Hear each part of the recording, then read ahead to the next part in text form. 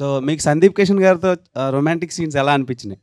సందీప్ కిషన్ అన్ని రొమాంటిక్ సీన్లు ఈ సినిమాలు ఏం లేవు. మరి బేబీమా అన్నారు, పగిలి అన్నారు, ఏదో పాటలు అవి. ఓకే, అంటే ఫస్ట్ ఒక ఇన్స్టాగ్రామ్ లో ఒక రీల్ వదిలేరు కదా ఇలా హక్ చేసి.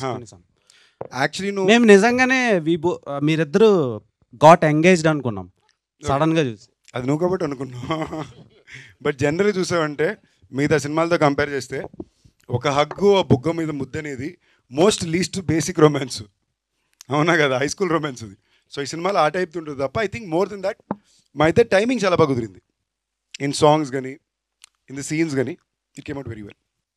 త్రినాథరావు గారు, గురుగారు మీరు నార్మల్గా ఏదో మాట్లాడితే చాలా వైరల్ అయింది, 2 నెలలు ఊగింది సోషల్ మీడియాలో.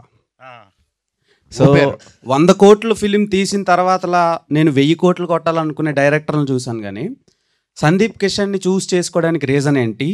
అండ్